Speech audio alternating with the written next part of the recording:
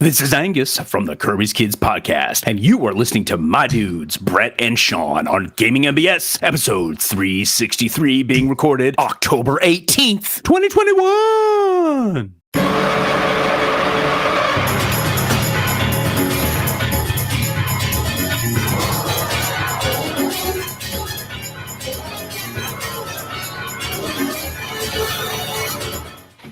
Welcome to Gaming NBS, a tabletop RPG podcast. I'm Sean.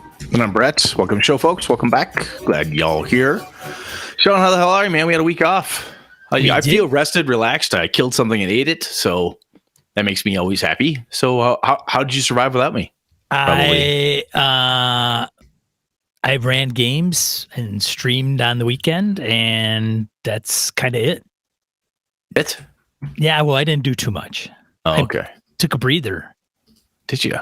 I don't know if I did anything on Monday night. It might have been literally the Monday night we were supposed to record. I literally probably didn't do, literally, verbally, orally, didn't do anything at all.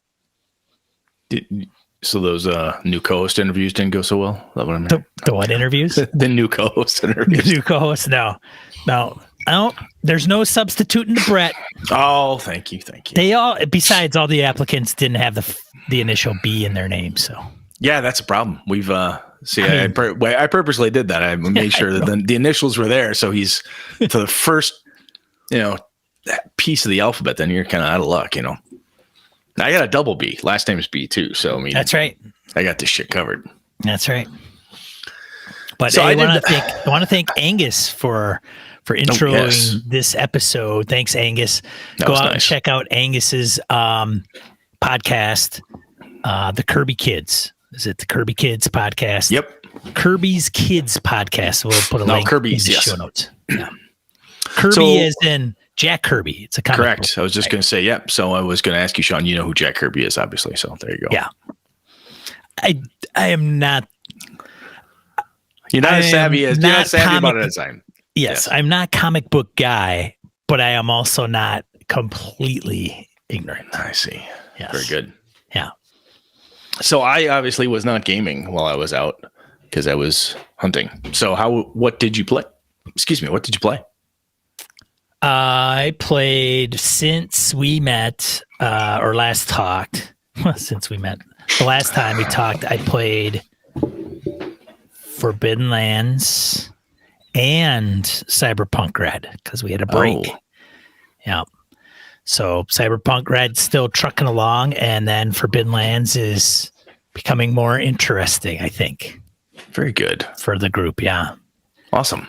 So I also picked up a couple things to up my game a little bit, I think. What'd you get? Some system agnostic tools, if you will. What'd you get? I got the Tome of Adventure Design. Is that Kobold? Frog God Games. Frog God. Okay. That's okay. Matt quality. Finch. Lots of tables. That's going to be quality stuff. And then the Ultimate Toolbox by AEG, which is 400 pages. That's a tool chest. That's one of those big snap-on garage-mounted toolboxes, man. That's a big. If I can't get any ideas, I either will reference something or read it to get some inspiration. So if that doesn't work, I'm going to take your dice away because I don't know what else to do with you. I should probably, yeah. Well, that's why Sean usually runs published adventures, but trying to break out a little bit, branch out a touch. I like it. Yeah. So besides Hunt, oh, sorry, go ahead, Brett. What have you done gaming wise? Gaming wise, I worked on some new Streets of Avalon stuff that I'm doing with Encoded Design, so I'm working on that. So that's going along well. Meeting with Chris on that on Halloween. We and I are going to talk that morning, get some updates and status, and see how things are cooking along there. Gaming wise, did some kind of prep / internal organization stuff, which will lead into the topic today around my Greyhawk game, because I'm going back. I didn't play last week, so this week is back to Greyhawk. So that'll be fun. The guys are getting much closer to the tomb. So it's been good. It's been pretty good. That game's been a lot of fun. And AJ's been, I was really proud of my son because he had two of his buddies from back in Richland Center, where we moved from, his high school buddies, like, hey, would you run D&D online for us? So he went out, found a bunch of Roll20 free images and grabbed all this stuff, and he set it up and he ran a one-shot for his buddies. Roll20, and he said it was great. I was also very flattered because he came down and said, hey, I'm going to do this thing. He laid out how he wanted the adventure to work. High level, it's a caravan. I don't know how to make it interesting enough. I said, well, so I gave him a couple ideas. He's like, oh, I love this stuff. And he took my ideas and ran with them. He made them his own, of course, but he took my ideas, was able to run with it. So that's kind of cool. When someone takes something you give them, they do something cool with it. You're like, oh, neat. It just feels great. That's when it's your own kid, especially a teenager that bothered to listen to me and do what I suggested is pretty cool. So chalk that up in the win column. That makes me happy. That was cool. Other than that, man, I have not done much. Just getting work ready and other stuff. But I guess I should say, so Sean called this on me a while back, a couple weeks ago, actually. I started looking at the schedule, i.e. Brett's schedule. And there is no way on any God's green earth anywhere that I can get the Delta Green game done this calendar year. It isn't going to happen. I feel horrible. I feel like I let you down. I feel like I let down our listeners. So I feel like a jackass because I really, really thought I could do it. And I'm looking at the schedule and I'm like, Monday record, Tuesday game with my game group, Wednesday, Thursday taekwondo, Friday I needed at least one day to, act like I'm married and do stuff around the house and so on. The time I had, and then you called, you're like, don't forget there's a holiday in there. I'm like, yeah, the holiday's short. And you said, but you take a week off in November for hunting trip as well, Brett. And I went, oh, fuck. I do, don't I? So yeah, there's like no time on my calendar. And I feel like a douchebag. I'm really sorry, Sean. I was going to kind of make a joke out of all of this, but I figured I would not. Well, you can't kick Sunday, me. Go ahead and kick me. I feel down. I feel bad. Sunday I ran session 3 of my game. And as I was doing that, the way I record everything, I brought up the recording, which is done in video, multi-track audio. Mm-hmm. And there was no audio except for one person. And I thought, holy shit, did I just record literally an entire session? 4 sessions. Oh my God. 0, 1, 2, 3. Actually 0, 1, 2, right? And not have any audio. And so up until through that, and I recorded the last one regardless. I'm going to record this anyway. And people were like, well then, if you didn't record it, then, Brett, he could just throw his hand. He's like, wow, what's the point? No, that sucks, Sean. Yeah. But it turned out you salvaged it, didn't you? It turned out that I did salvage it. Yeah. So I was going to, in this episode, kind of say, Brett, I didn't have any audio and we're still playing, but I mean. And then he just hit me with the zinger. Hey, actually I do have audio. Hey, let me send you a download. You lazy bastard. Yeah. I'm still going to release it. I'm still going to release it to everybody as an actual play. Please do, man. Don't disappoint. You don't be a disappointment. I already did that for both of us. So yeah. I feel bad. I really do. This sucks. Well, so, I really thought I could make this work. I'd love to get back at like after the holidays type of thing. But I'm sorry. I would just say that at least you're not in the middle of a game and, hey, I'm going to postpone it for 3 weeks. And then that was the thing is I started looking at the reschedule and like, okay, so if I change, do this, do that, skip this thing. Okay, that's great. I could get 2 sessions in and then I need a 2-week break. And then I could get one. I'm like, this is freaking ridiculous. Nobody's going to play with this jacked up schedule. I don't want to play with this jacked up schedule. This is just dumb. Yeah. So nope, I feel like a fucking loser, dude. I'm sorry. Maybe down the road we do maybe a one shot. I don't know. Maybe we'll see. Honestly, who knows? Or this doesn't happen. I think if we had chosen a one shot, this would not have been an issue because I would have said one shot this day. I'm going to make this happen. Boom, done. So it's not the end of the world. It's like, I know it's. I mean, we're not saving lives. I appreciate that. It's not anything like that. But we didn't sell tickets. Like no, but we got a lot of really kick-ass people who support us, and I feel like I let y'all down. So. We'll leave off with that. One thing I did forget is on the night that we were to record, I did get online with the Discord, and a few people had joined, like VC and Feeling Good Lewis and Harrigan, and there's a few others that I know my names are going to escape me. Christ, I could barely remember the event, much less who was all that showed up. But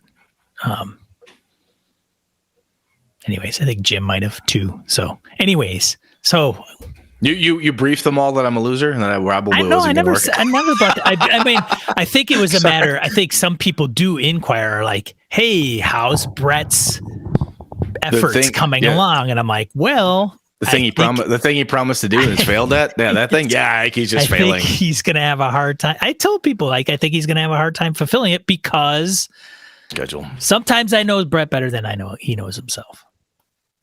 Yeah, not always, but no. I think there's a number of times I've known you now for over 7 years, and I consider you a very good friend. Obviously, as we wouldn't be doing this long, right? But there's a lot of times, off the mics, I've said something to you, and you said, yeah, Brett, yeah, you're right. I should have known that. Or this is one of those times where I get to say on the mics, yeah, Sean, you're right. It's not about being right or wrong, Brett. It's just no. I think we talked about it, and I think if we do this again and we want to make it work, I think what we do is do a one shot or like 2 sessions, and that's it.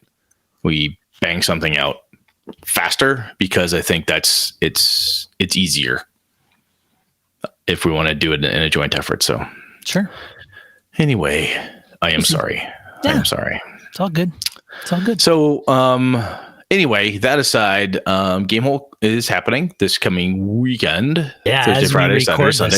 Yes. Yep. So that will be cool. Sean and I are not going to be able to make it this year, but for anybody who is going and running a game, if you're running a game under our banner, thank you very much. That's awesome. And even if you're going and just supporting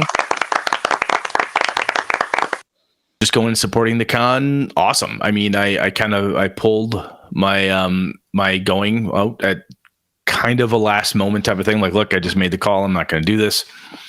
And this isn't a pat on the back, but I told the guys just like, I'm not going to be stupid and try to ask for a refund. Take the money. I know it's only 1 ticket, but you guys deserve to keep having a good con. I want to be back next year. So I think, Sean, our plans are still full bore 2022. Make it happen. So anyway, I would hope that we're not in a similar situation next year. No. And even if we are, too. Things that may be causing certain people to not be able to go is kind of dissipated a little bit. Well, same here. I'm hoping, just overall things need to get back to a level of normalcy. I'm hoping. So anyway, let's see here. Anything else, man? No. Well, then shall we? Let's move on. Random encounter. Random encounter. Talk about something fun and not my failure. Segment of the show where we field emails, voicemails, comments from social media. Got a few this week. You can start. You want me to start? I feel like crap. You start. I'm just going to drink. All right. Fair enough. A Savage Worlds GM responds to The End is Near, episode 362. Says, in the campaign I run, there is always smaller story arcs I call chapters. These can be everything from defeating a big bad to non-combat like discovering a lost city. I never tell the players how close they are to the end of the chapter to avoid the metagaming aspect you discussed. They will obviously know the end is near, but not exactly when. So at the end of the chapter, we discuss if they want to continue the campaign and start the next chapter or retire and start another campaign. This way I avoid the never-ending campaign while still leaving the option to continue in a world the players are really digging. I don't think this is a unique idea, but thought it might still be interesting to add to the discussion. I think that's a nice approach. I like that. I like that angle because there's power to having things end. It's been said that everything ends. That's what gives a thing meaning, right? If it goes on forever, kind of like the X-Files did at the end. If it has a beginning, middle, and an end, then there's continuity and so forth. And I like this approach where the chapters sound like Savage Worlds GM has a self-contained enough so that there's an opportunity to say, yes, that was good. You know what? Put that aside. Let's do something different. Or no, we're not done yet. We don't think this story has yet been told. We've got at least one more in us type of thing. I like this approach. I think that's pretty smart. Yeah, I think it's, I kind of pose that to the Forbidden Land guys, but not consistently, not every session. And there isn't any sign of them at the moment wanting to hang things up. So I just see you in a couple of weeks, and, we're doing stars and wishes, and they're coming up with the stars, and, the wishes, I think wishes are a little unique with that particular campaign only because, you come up with a wish and Sean either fulfills it or it's been brought up and he knows about it. No sense in bringing it up every session, I'm guessing. But to me, it's like, those guys come together and say, you know what, I'm done. Or one of them comes and says, hey, I want to try a different game or whatever. If they tell you that they're going to go play in Brett's campaign, that's a lie because Brett has no time. So that's a cheap cop out if they say that. So, it's they're trying to let you down gentle there, but it's a lie. Time. Yeah. Oh. Thanks, man. No, thank you for the write in there. Yes. Feeling Good Lewis comments on the same episode. Over the years, I've mostly DM'd campaigns that last weekly or bi-weekly for 1 to 3 years.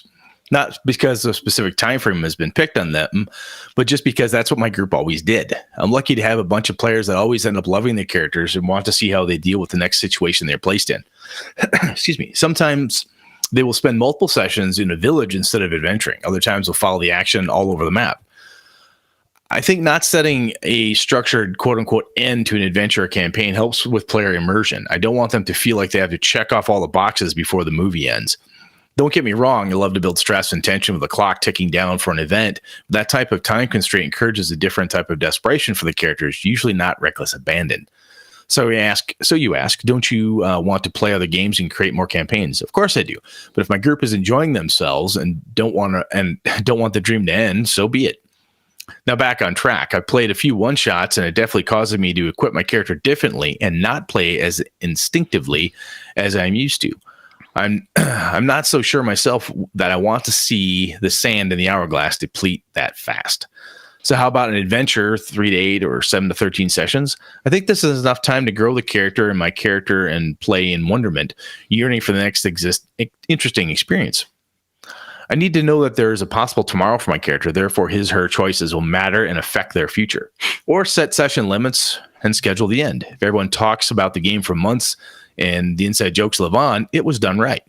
Feeling good about not knowing when. Thank you, Lewis.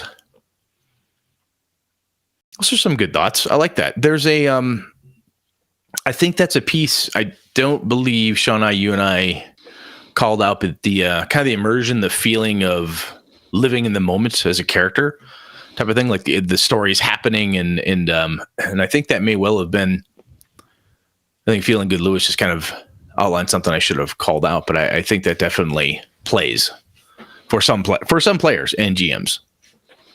Not knowing the end, having that illusion or understanding that it could end at any time type of deal. No, I like that. I think that's a good perspective. Thanks, man. That's good. Yeah. Thanks, Lewis. All right. So Spook408 writes in another great podcast subject. This is about the end is near as well. The end is near, or how to wrap up a game, is something I've been thinking about. But the real dilemma is not when it happens, but how it happens. The when plays into it for sure. Those who like the game will be sad. Those who don't will be excited to move on. Let alone a regular adventure, which is hard enough to wrap up. But against the backdrop, the job is just plain tough. As a game master, I want to leave a campaign on a high note. Don't we all want to make that last night memorable and satisfying? Of course we do, but they rarely are. To this point, I have found that the most memorable moments in games are rarely the last night of a campaign. Generally, they fall into two categories: dumb luck and inspired moments of roleplay. That is the stuff of legend, not the campaign's denouement. Denouement. Denouement. The ending, the big thing, the big denouement. I don't speak of the French. I fake it. Carry on. Yes. Occasionally things like this happen at the end of a campaign, but in my experience, not often. Why do I care? Well, I want to wrap up the story in a satisfying way. Not completing it is just unsatisfying. It can be short story booked, but that is rarely memorable. And how do you do that without the players losing agency? To reintegrate what I said earlier, endings are tough. Why? For better or worse, we compare tabletop role-playing games to books, movies, and TV shows. And clearly they are not, but we still try to force them into that box. It would be like trying to hold an improv group to that standard, which would be lunacy. Now let's look at that metric. How many books, movies, and TV shows have that satisfying ending? Not many. Another way of looking at that is how many great shows don't stick that landing. Battlestar Galactica, Lost, and every Anita Blake book I read. Well, until they became something else, but that's another issue. Wrapping up a long-running campaign well is tough. If I am being truthful, most campaigns I ran faded or were abandoned, which has left worlds of unfinished business. Many are the grand sweeping stories that I have tried to tell that were never realized. Oh well. I think the question is really how to wrap up a campaign well. For the first time in years, I am running different 3 games, and I hope when their time comes, I can solve this elusive problem. Of course, this might only be my problem, which is a definite possibility. I'll tell you, I don't think it's just your problem. I think the how it ends, right? It's tough. Endings are hard. Ask any author, writer who does that stuff. Endings are tough. You get going, and you're like, wow, this has got to wrap up. You know, we've talked about this over the years. It's probably worth bringing the topic back, Sean, is the endings, right? I've run endings in campaigns which are downers, just depressing.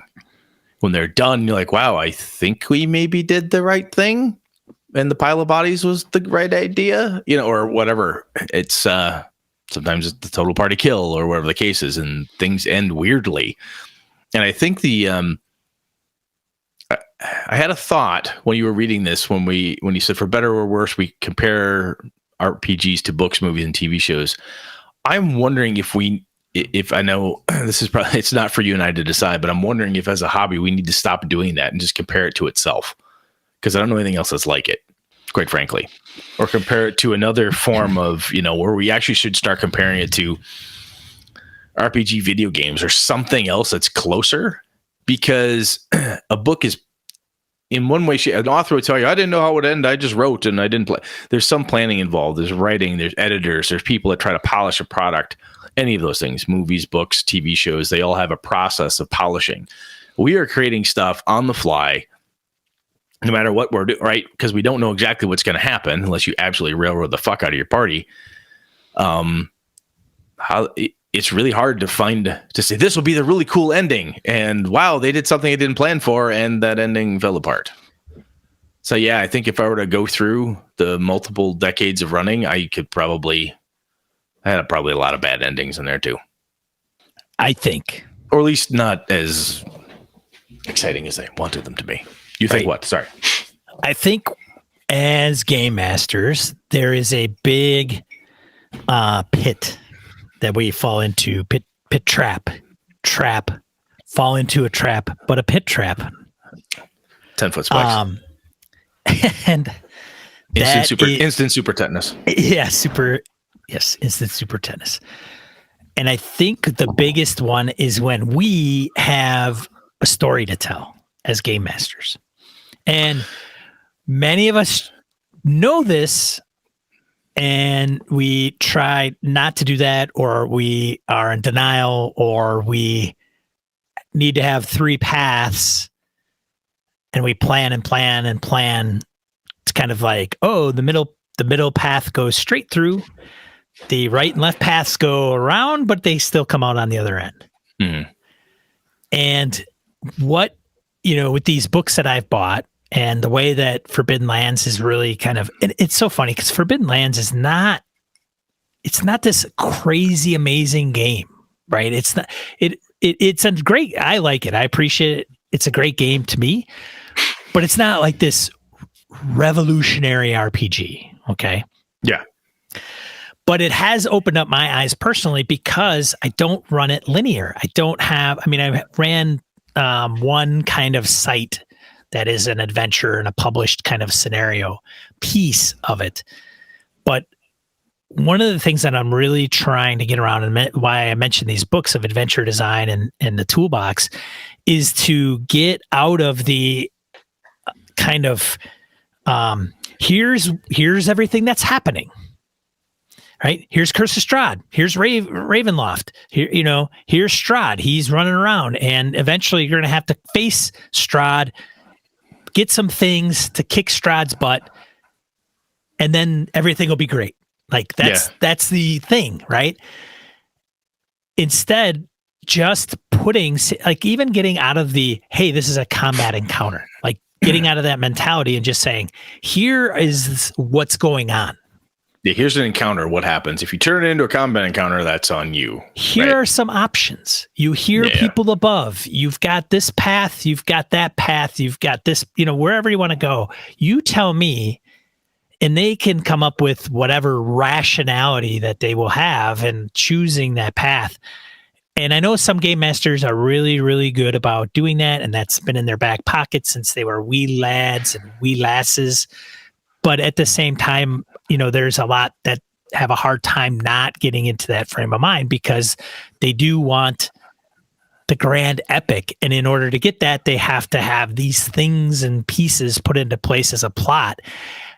Knowing, maybe having reservations about, you can get to those in a different way by just putting these situations in front of the player characters and allowing them to grow them into the big holy cow moments, right?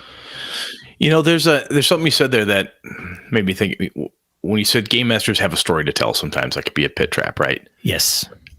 I think that can be equally the same for players. There are players who have a character has a very specific story for that character to tell. Right? This character is built to have this redemption arc, or this character is built to have this particular thing. Sometimes it comes with complicated backstories or whatever. And depending on the style of game you're running, sometimes that works, sometimes it doesn't. But I have much like if the game master has a type of story, and depending how they do it, I think some of this is the devil's in the details, right? That's what you're getting at. Sure. And it's a very similar thing. I think players need to have that too, because I have heard this bemoaned is that my character's story wasn't finished yet, and the campaign ended too soon. So, okay, everyone else has to make sure that your story was satisfied, even though all three of the other players were. It's weird. There's ways to do it, and I think there's one of the keys to that, just off the top of my head, Sean, I think, is the ability to improv and change your goals and not get married to any one particular answer, which is similar to the question we had before, is like, are there any wrong answers? Are there any right answers? When you have a character who has a specific goal, if that character doesn't grow and change along the way, they don't ever have the opportunity for that goal to modify in any way, right? But the person could say, wow, I had a redemption arc. Turns out that actually wasn't my character's story. I thought it was, but it was this other story instead. Much like a good game master saying, I thought we were telling the story about how the dwarves and this hobbit would kill the dragon. Turns out the hobbit went down, talked to the fucking dragon, and he went out and some guardsmen had to kill the dragon because that's what happened. Right? And I think being open to those, it's a great story. I should tell. It's an idea I have. It's an idea. Anyway, I think being open to those opportunities to change our goals helps a lot. Does that make sense? It does. And I would go further, and during session 0, if you were going to do a more than 4 session campaign, and it's going to be this ongoing thing, you sit down and go, okay, we're going to play this for, as long as a year or whatever. I wonder if we were to ask the players as part of our kind of expectation setting or whatever, write down on a piece of paper when you think, without knowing anything you've ever adventured through this, maybe after characters are done and generated, when do you think is the end of a campaign for you and your player character? Yeah. What's satisfaction or yeah. Is it the death? They'd be like, well, I don't know, when it's whatever you call it a day, Sean.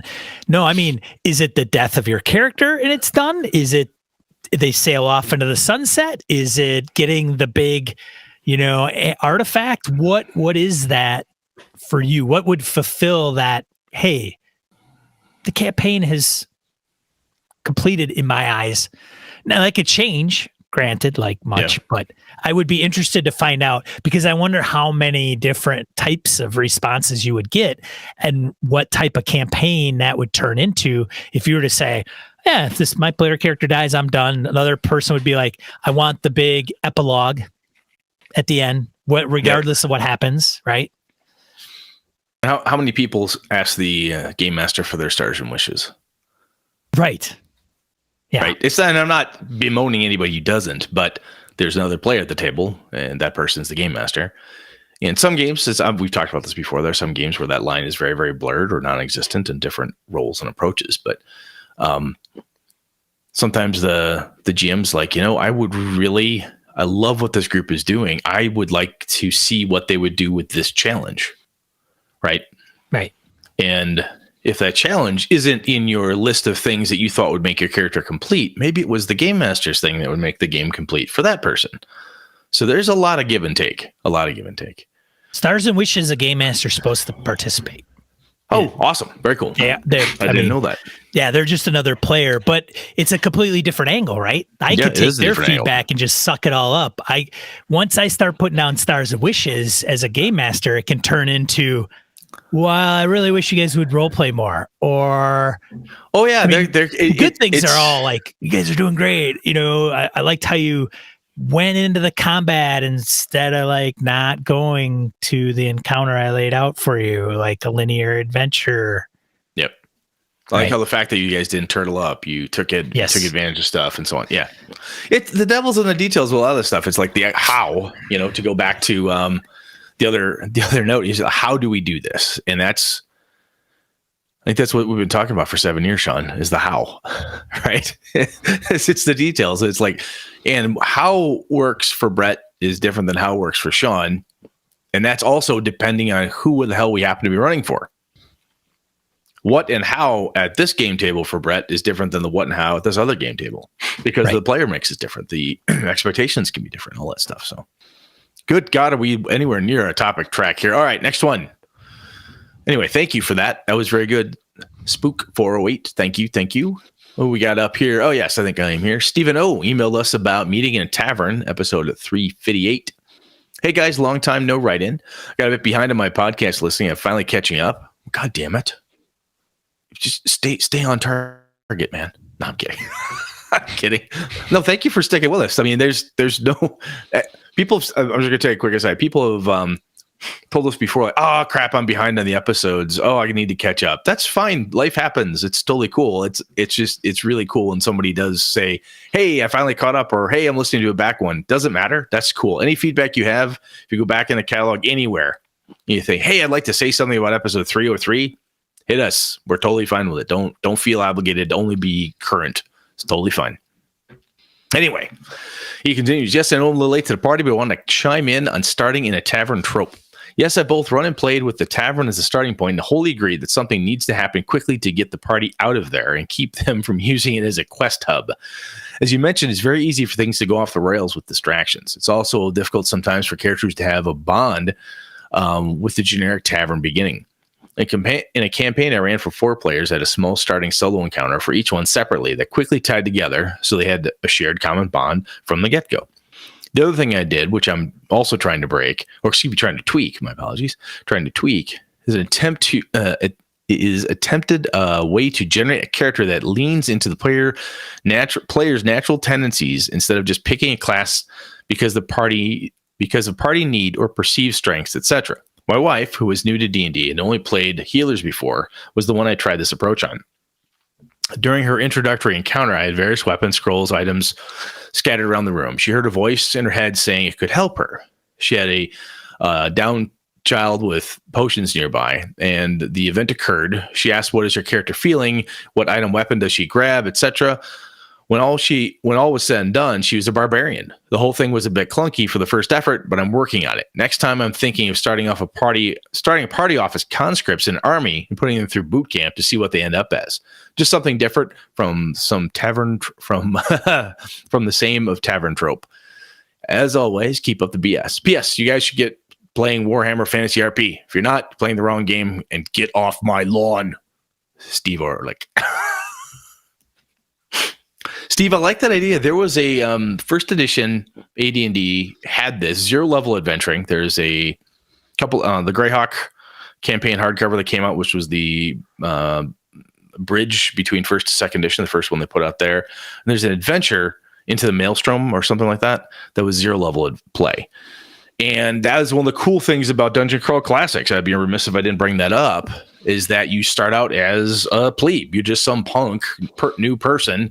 And by the time you're done through the funnel, whoever you have left, that's what they are, right? That's your character type of thing. That's the idea. So there is something cool in that when you, instead of having somebody, well, I always play the healer, unless you really like doing that, doing something a little bit different, having a different approach to it. I like that. That's a good way to break a player's perhaps natural approach / trope that they've built for themselves. I like that thought. I know you said it's a little clunky there, but I say keep at it, man. If that's working for you and having a good time with it, I bet you could hone that particular character building tool and you could really make something out of it. I like the way that sounds. What do you think, Sean? Yeah. I like it, though. I think it's cool. Yeah, it's good. Thanks, everybody, for writing in. Absolutely. And commenting on the forums. Source of some of this stuff. Let's get into the main topic, shall we, Brett? Let us do that. All right.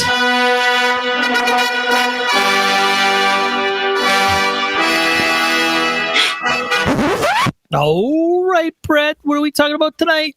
I was gone for a week. I don't know. I'm kidding. So I want to talk about keep yourselves organized as game masters. And so kind of summing up some of the feedback on Discord and other places here. Let's see here. Matt H is using a highlighter in his books, sticky notes and bullet points. Kevin using Google Docs or Notion, notebooks, note cards. Akadokin is using Notion, MeWe, Facebook groups for comms. Jim index cards. Though not great for referencing things quickly, uses for tracking logs, spreadsheets for XP and treasure. Harrigan's got random tables, skimming modules and taking notes. Mind maps, Kanban style index cards, and bullet point style for at fingertips for the games. Pink Coder is a fan of Trello, using a board to organize campaigns as a player. They use Google Docs and use sections for characters, NPCs, loot, and places. What started this off, there's just kind of a quick, just the plethora of different things people are doing, they told us about. Jim in our forum post, I got a link out there to it, had a My RPG index card file. And this is a method. This isn't like an index card RPG. It's not that thing. This is using index cards to capture, track, and manage ideas, notes, and so forth. And it looks wicked. I don't know if I want to do it, but I have read your post, Jim, multiple times. I'm like, damn, that's fucking cool. And when I say I don't know if I want to do it, is I don't know if I have the wherewithal to stick with it, quite frankly. But I think it's worth reading through. I think it's really cool. And what that got us thinking about was, how are we organize our campaign, our sessions, etc. And is there any, what are we doing, even if it's and if it's not working, are we doing something that's not working that we need to fix something, and how much of it might well be a matter of having to use tools and just practice it. And that again, I thought about Jim's post there with the RPG filing system, index card filing system he's got, Sean. And I thought, man, I wonder how long it takes to master that. Because from what Jim has written on that post, there's some really, really great way to capture stuff. But I wonder how much practice had to go into that if it was just natural. So Sean, when you're organizing campaigns and like what's going on now, and when you are looking at the Delta Green game and your Forbidden Lands, are you using what tool or tools you're using? Just what's in your head? You're memorizing stuff. What are you doing? So I am heads deep into Notion now. Okay. It took me a little while to kind of grok it. I mean, I mentioned to some folks, and some individuals know that I've been, I've taken Sly Flourish's approach to the Lazy Dungeon Master. He has a template, and I started using it even for Curse of Strahd. I started using it for that. For different games, it might take different shapes. I know some people have mentioned that as well. I think it was was it Akadoken? Maybe Michael might have mentioned he was using Notion, but kind of tweaking the template for the Lazy Dungeon Master. So that's what I've been using, because Delta Green's not D&D, it's not 5th edition, so it's a little bit different. But for note taking, and I'm a little bit behind the Forbidden Lands campaign and dumping things in there. But if I do it correctly and I put the things that I want in there, and interlinking, which is very easy, it would make running a game so much better. As a matter of fact, this is where I think books, and if you're going to run a published adventure, this is where the shortcoming is with published adventures, because they're not typically overly hyperlinked. The table of contents, maybe. So let me stop you for a second. You're telling me that when you're using the Notion tool and you're doing it in the way that's most effective for you, which I think is, like, a quick aside, that's the key here, right? Whatever tool you find, you have to make sure it's effective for you. Because if I could try it for me is effective for everyone. For everybody. I know. Okay. Anyway, sorry. My apologies.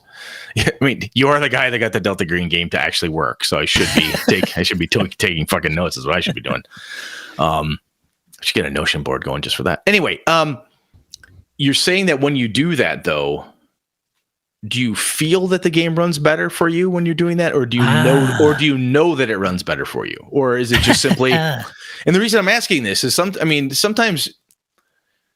How do I say this? Sometimes shit's in our head. We're like, oh boy, it felt really good. And sometimes just feeling good about how the session went because I felt prepared, I felt like I had answers or something, it can be half the bloody battle, right? Right. So over to you. What do you think? So the answer is no, it does not make things run better completely. So what's a fucking point, Sean? No, I'm kidding.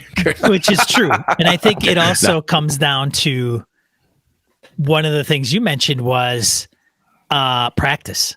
So with the Delta Green game, I put in 47 NPCs into Notion, and for a variety of different reasons.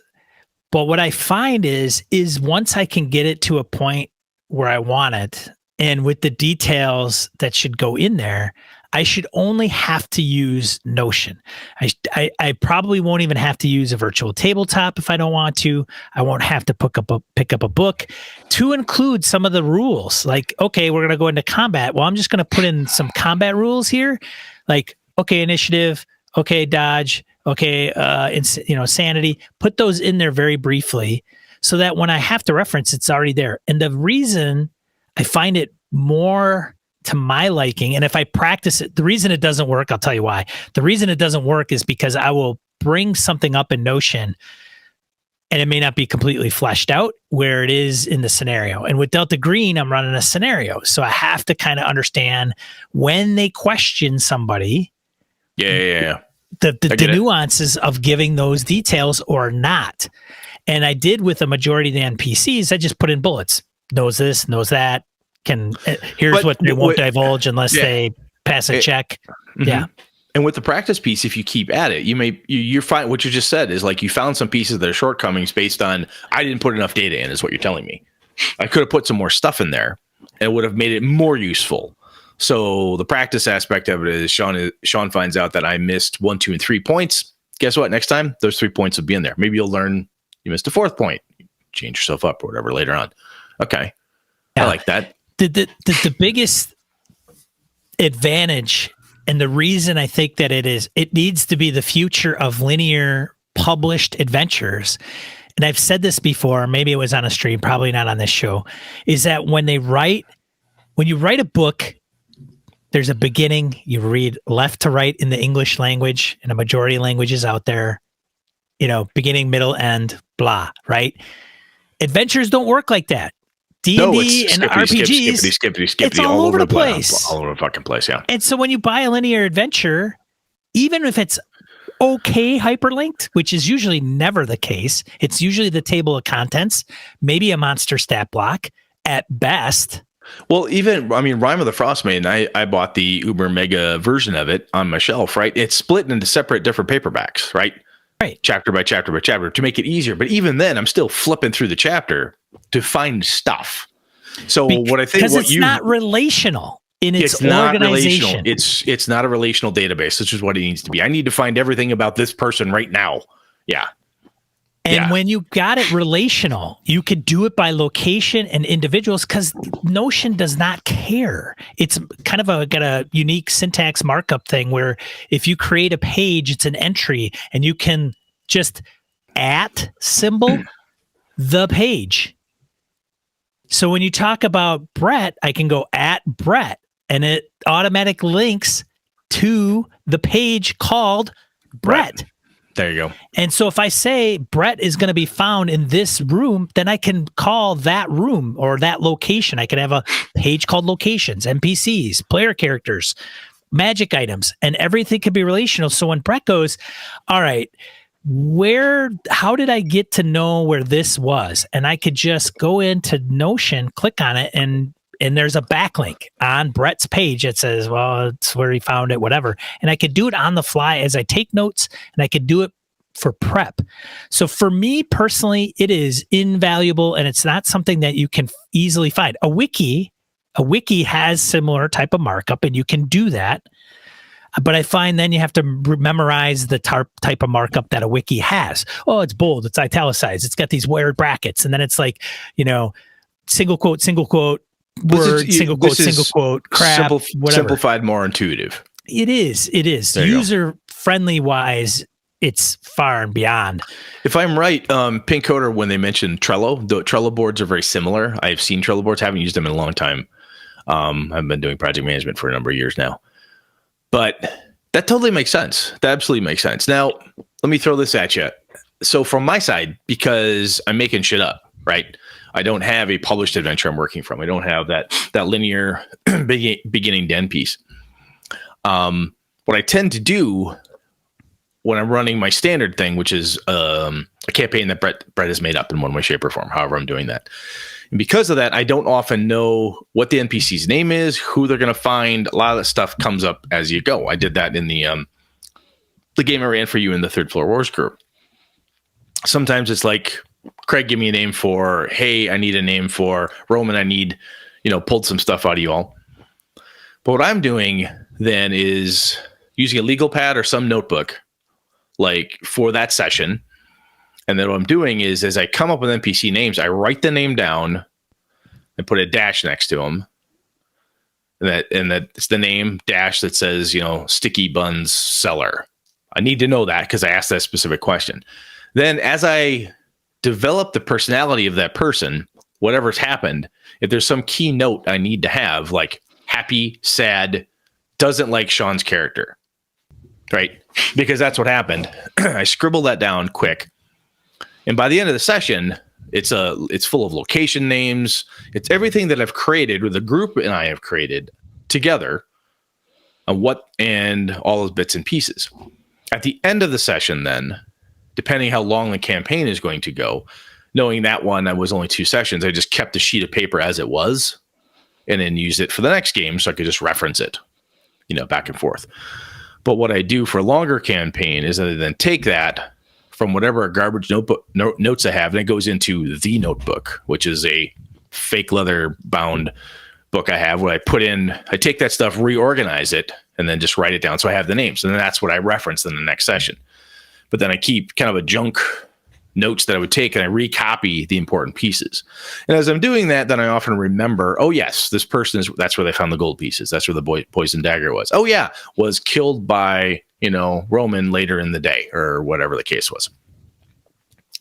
So I have found for me, trying to type my notes as I make stuff up is too slow and clunky for me. Grabbing a keyboard, going tickety, tickety, tick, tick, tick. It throws me out of the game, the moment, or whatever it is. The pen, the paper in my hand is so much faster for me to scribble the note down and then just get moving. So that's what I do. I do both.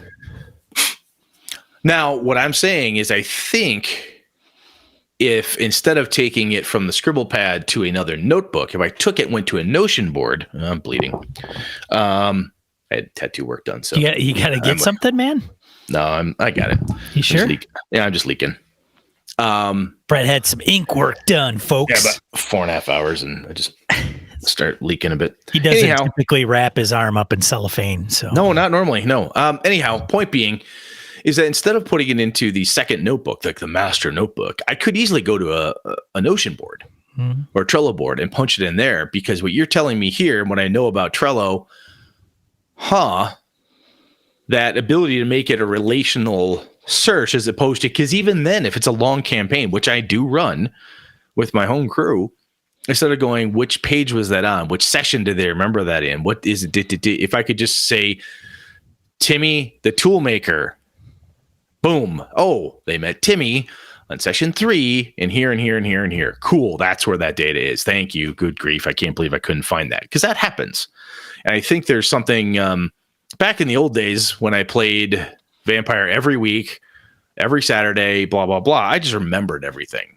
I can't do that anymore. I probably gotten old, got too much crap in my old man head, and I just can't think of it all.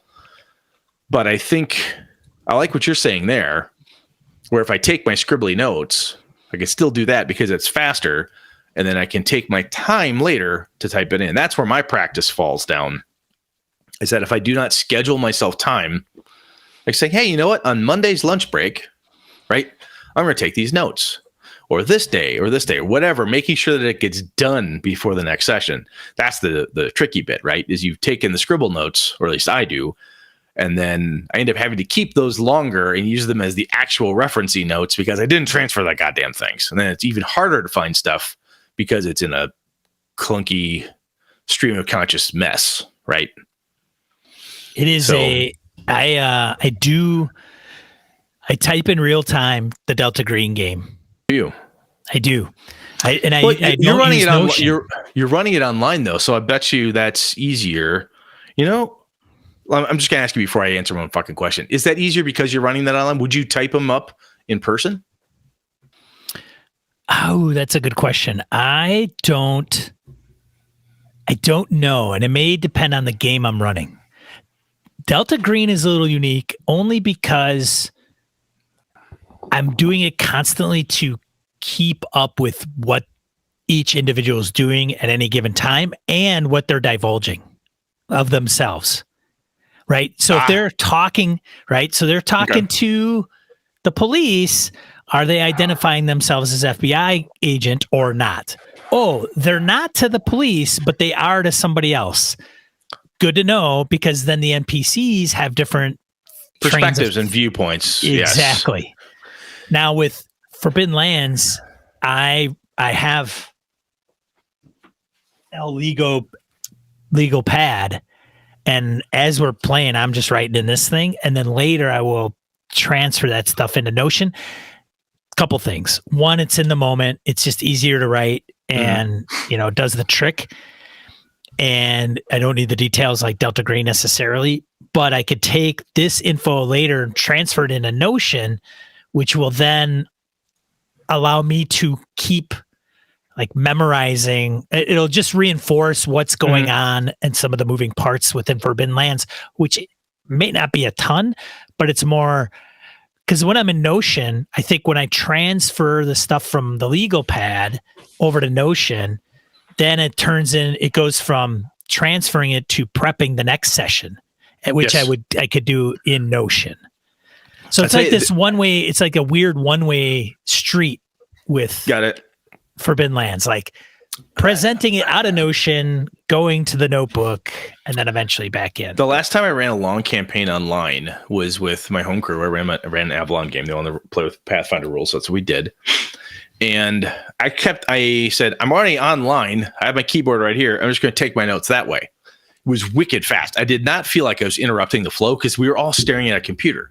People would chat, or we type commands in to roll dice, or here's the name of the NPC, or I grab something and I'm using the mouse and the keyboard to put pictures up and do things. Now, granted, in my game room, I have a TV that I can Bluetooth to, and I throw images up, as I've talked about before. But taking the notes in person, I feel more comfortable on paper. But I do like the idea of, because even there, when I was taking the notes and typing them down, it was more of a quasi free-form, semi-organized Google Doc. But the idea of a searchable relational databasey thing of Notion or Trello, that type of searchability, I think is wonderful. We have talked about that on the mics many times, where the pain in the ass of a big adventure, the old school thinner modules. I don't remember the challenge of flipping through a big book before being so challenging that it was annoying to me, quite frankly. Because usually when I'm running a published adventure, it's pretty small. Massive published adventures like the big D&D ones, I don't run them. Right. So that was one of the draws to the Beetle and Grimm, the big Rime of the Frostmaiden. I wanted to do it, but they're at least in smaller, not pamphlet size, but much more digestible, easily visually searchable, because it's not a 300-page, 200-page thing. It's a smaller piece. Because I remember the older modules for all the different games I ran, even the old Cthulhu modules, are pretty short, pretty easy to flip through. When the adventure's 20 pages long, that's not that hard to find. But when you're talking about a larger one, or the Delta Green one, because that one isn't long, but there's a lot of people in it. And I think that's where I'm willing to bet that people who are really good at organizing and keeping Call of Cthulhu adventures, Delta Green adventures organized, are probably better at it than I am normally. Because if they do that stuff, like if they run a published Cthulhu adventure on a regular basis, they probably have I'm just thinking out loud, folks. I think whoever's doing that, they're probably really good at it, whatever their tool is of choice, because the sheer number of people you end up talking to, that the players are going to look back at you and say, hey, what was the name of that one security guard at the Acme, shotgun factory? What? Yeah, he said something. You're like, fuck. What was that guy's name? Or, hey, what was the name of the lady who was at the library that time when Miss Winslow was out sick, you said?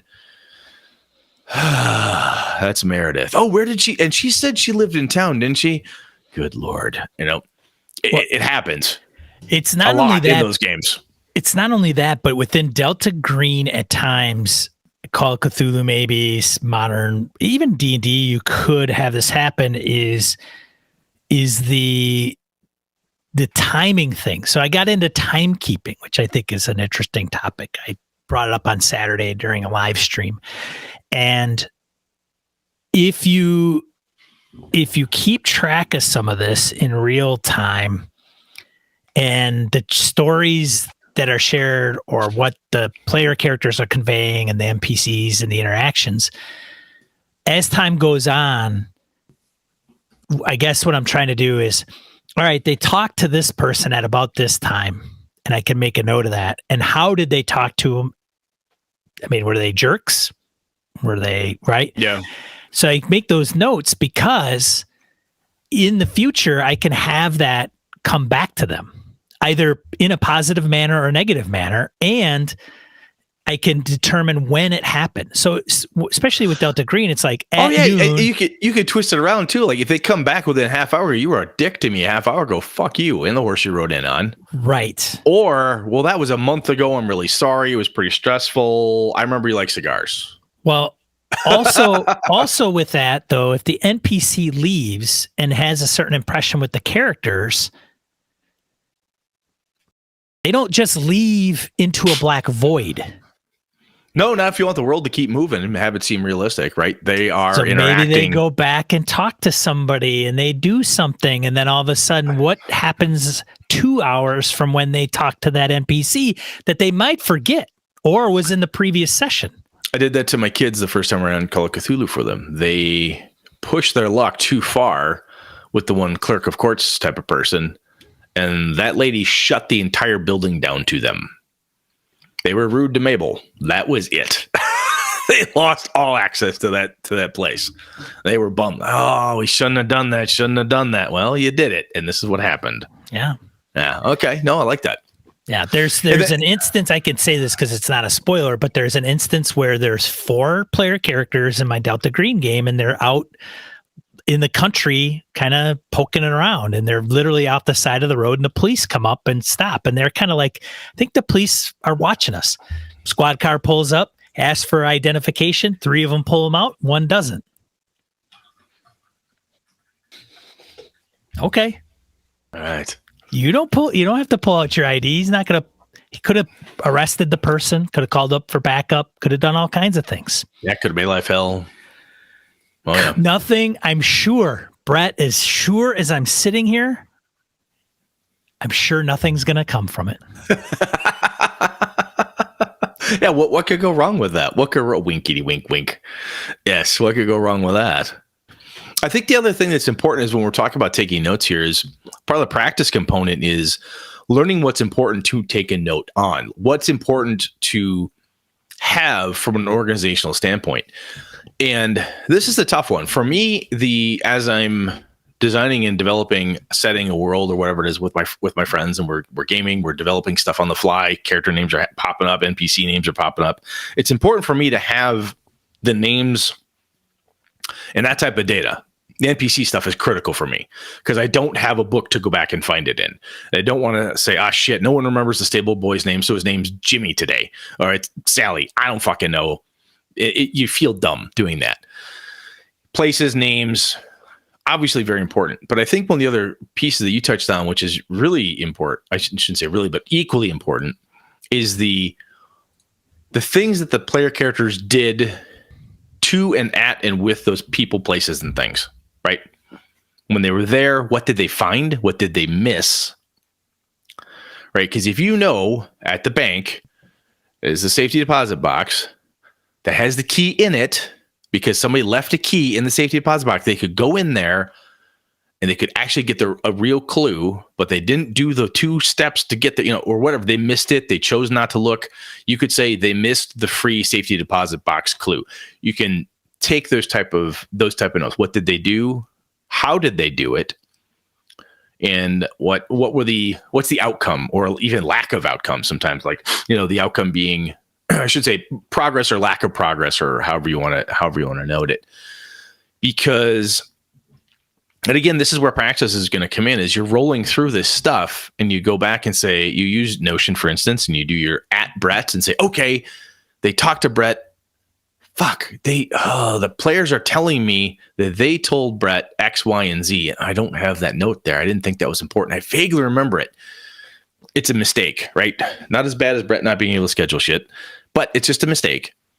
So go ahead and figure it out at the time, remake it up, retcon it if you need to, whatever it is you got to do, and take that note.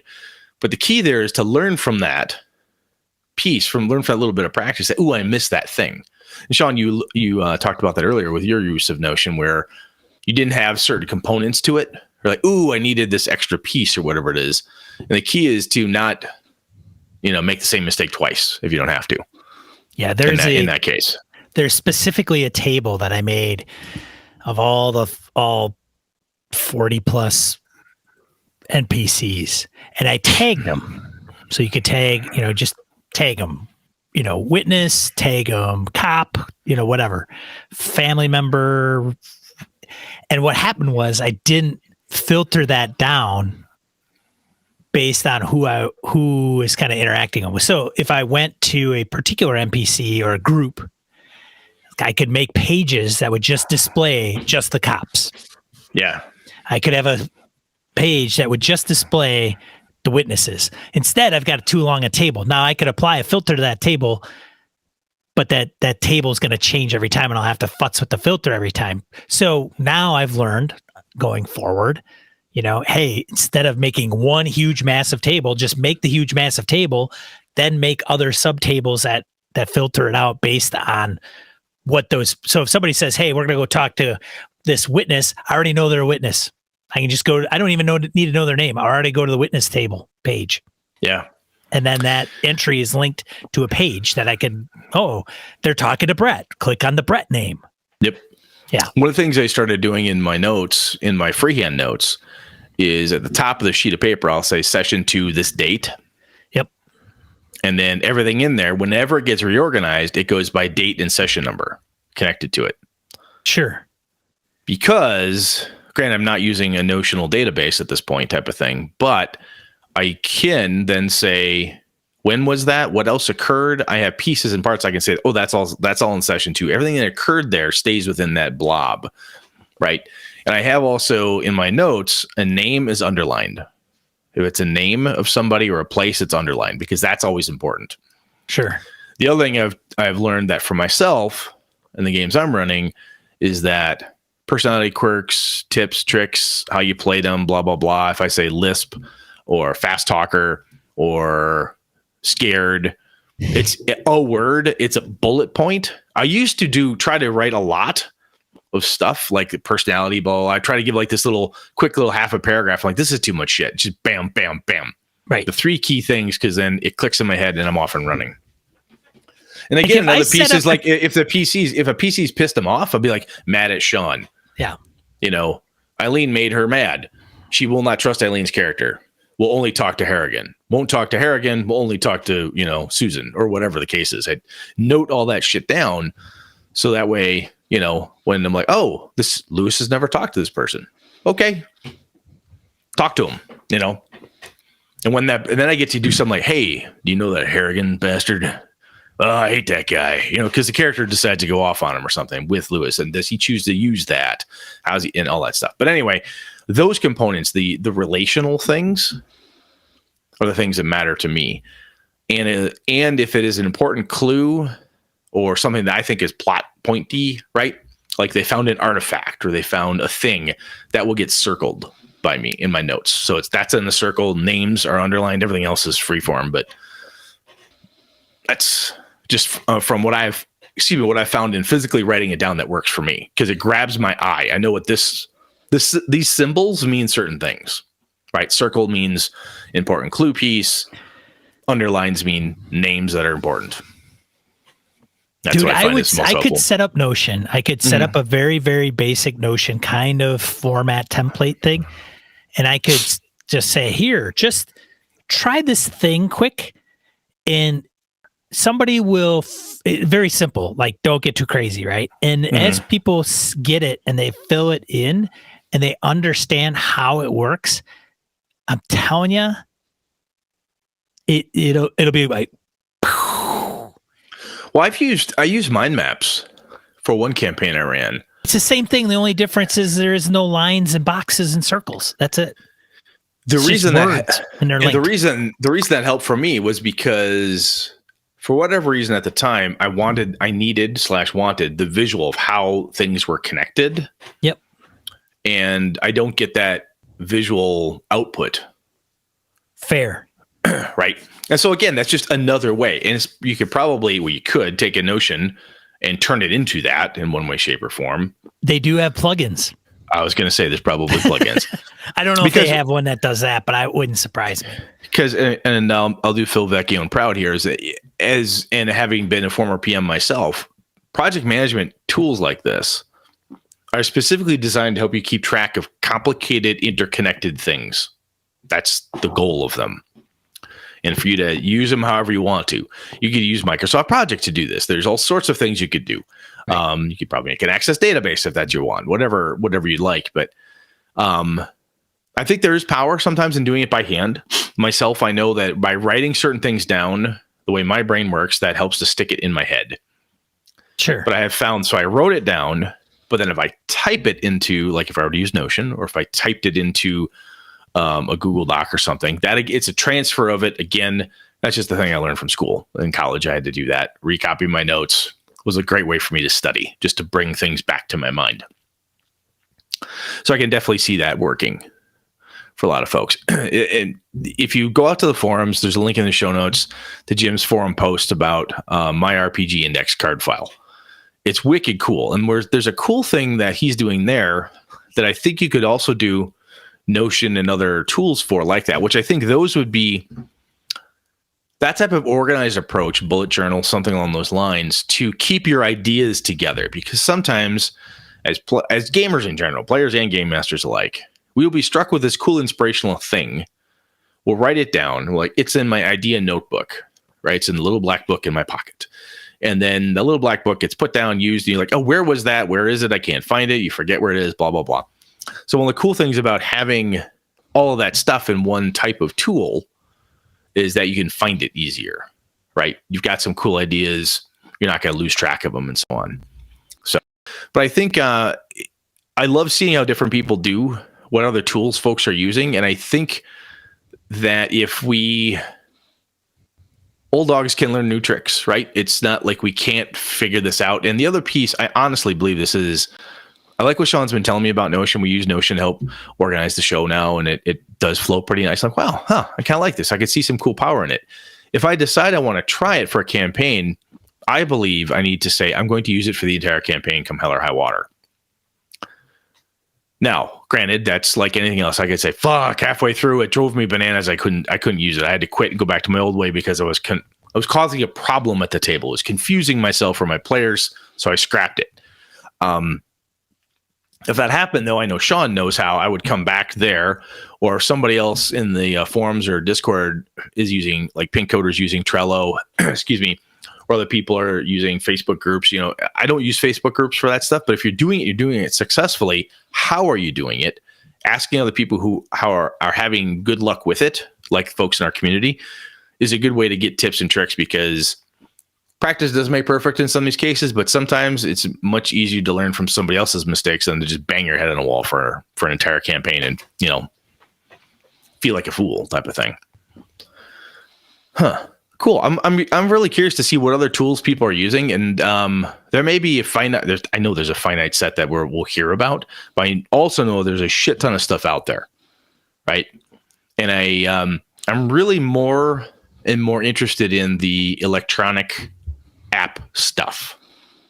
How people are doing that and using the power thereof, specifically, Sean, because of what you just led off with at the beginning of all this, which I think is quite honestly what has to happen. I hope to God that's something that, as we hear Wizards is planning the next big thing, you know, for D&D, I'm really hoping that some form of improved electronic media so we can use some of these great toolboxes and adventures and great things that people are producing more effectively. I love my books. I love looking at them on the shelf. I love reading them and so forth. But man, game books are tough. They serve so many masters all at once. They need to be readable. They need to be fun. They need to be instructional manuals. They need to have this detail, that detail, but not too much. Oh my God, it's such a tough nut to crack. So anyway, anything else, man? No. All right. So folks, let us know how you're organizing yourself, how you're keeping yourself organized. Have you tried something that is working for you? I always want to hear about it. And the other thing is, as we like to hear about too, are things that aren't working. Like, hey, I tried this and it didn't work. I found that, this, that, and the other thing. Now, I'm not looking to cast shame or dispersions on a failure, but what we're looking for is that, again, can we learn from that? And the other piece is that I may say something isn't working for me, but you may hear that and go, I think I could make that work for me, though. Just because Brett's an idiot doesn't mean I'm that stupid. I could figure that out, right? But I think there's something to be learned, both ups and downs in this stuff. So if you got any more input besides what we got from the Discord stuff, chime in, let us know. Shall we, sir? We shall. Let's get into die roll. Die roll, 2 to 4 miscellaneous points, gaming and geekery want to bring to you. This week we've got 1, 2, 3, 4, 5, 6. It looks like, as I load them up, the first one that I want to talk about is Pendragon. Yeah, Pendragon, King Arthur Pendragon Core Rulebook version 5.2. So you get the PDF now, and then when the print, you get a voucher for the print, buy now and get a coupon for the printed version later. So there's that. So check that out. I don't know, Brett. Are you a Pendragon guy? We've talked about this before. This is a game that always piques my interest. I'm like, ooh, I should. And I've got a copy of it on the old shelf. And I'm like, ooh, should I? Shouldn't I? Oh, I have a PDF. Damn. I don't know. It really, parts of it interest me. And I don't know. I don't know, but it's kind of cool. I heard about the campaign thing. So the longer, the Pendragon campaign. Yeah. So I don't know. We'll see. Let's see. And then number 2 is, that's not it. Let's see. This is talk about the, in commemoration of the passing of Greg Stafford, who was the founder of Chaosium. Pendragon was one of his great achievements. There are 5 free new RPG adventures released by Chaosium. So link in the notes to that stuff too. So there's Pendragon, The Adventure of the Great Hunt of 2020, I think, and then 2019 Quest of the Red Blade, which is another Pendragon. Call Cthulhu adventure, The Lightless Beacon. This interests me because it's supposedly like an hour scenario, kind of a beginner GM. Yep, I've heard that. Yep. It should take around an hour to play. Then there's 7 Seas, Sword of Kings adventure, and RuneQuest, The Rattling Wind. So, yeah. And then the next one, Pathfinder Infinite. I think Akadoken might have pointed this one out. Nor was it Beer Leaguer. Beer Leaguer might have been. But is this their GM's League type of thing? DM's League? Their DM's Guild. DM's equivalent. Guild. That's it. Okay. If you'll notice, the layout seems vaguely familiar to what you might find on DM's Guild.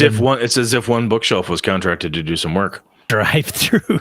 It is. So if you do a reverse DNS lookup, you will find that the IP address of this site is the same as Drive Through RPG. Yeah, shocking. There you Very go. Cool, though. Yeah. Honestly, that's all those pieces like, hey, Paizo, about goddamn time, quite frankly. Well, right. Honestly, I'm like, God, when I saw that in the notes, I'm like, they didn't do that already? What the hell? So good for them. Good for them to do that. They've got a good fan base, good for them to support it like that. That's right. And then the next one is the Book of Ebon Tides. The 5th edition enters the Plane of Shadow by Cobalt Press. It was minimum 40K, first day, launched up to 70, so fully funded. Cobalt Press puts out good stuff. So if you're interested in that, check that out. The next thing I'll put in there is a link to Notion, which is notion.so. If you want to check out that tool, entirely up to you. If you have any questions on Notion, let me know. I'm not the expert necessarily, but I could show you some tips and tricks maybe that when you start out, you're kind of lost because it can be a little overwhelming. So it's an organization app, and one of the hardest parts about learning a new app that's designed to help you organize is learning how it organizes things. It can be tough. So yes. Yeah. And then lastly, but not leastly, the Ultimate Toolbox, which is one of the purchases that I had that I got printed. And, it's not the cheapest PDF on drive-through. It's $30. I find it quite valuable. I will. Very cool. It's worth me doing 2 scenarios, 3 scenarios, something, names, something I'll come up with that'll help me out. And I will be like, booyah, Grandpa. All the money, all worth it. It's all worth it right there. I just made up my investment right on the spot. Bam, boom. There you go. Just saying.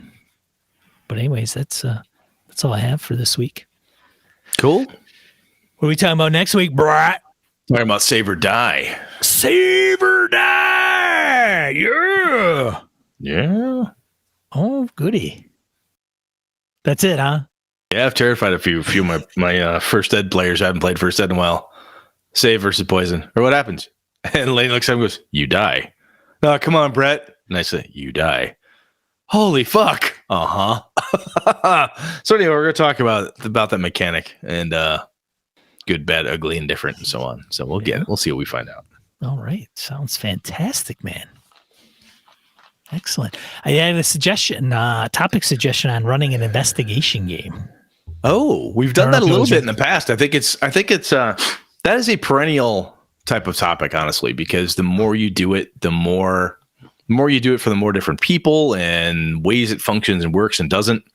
Actually, one of the topics we've got coming up about characters, limiting characters to maintain tone is directly influenced by an investigation game a friend of mine is running. So, yep. That's all tying together. It's all coming together, Sean. Another 7 years, we'll have this shit wired. That's right. Well, all right. So that concludes this episode of Gaming NBS. Appreciate everybody that's shown up to see the live recording. If you aren't here, you can catch us on our flagship show at your podcatcher of choice. Do search for Gaming NBS. Gaming NBS, it'll show up. Hit subscribe. If you're watching this or you come across this on the YouTubes, give us a like or a subscribe. That would be greatly appreciated. Helps us get found on YouTube. That's a known fact. Otherwise, I am Sean. And I'm Brett. Good night and good gaming all.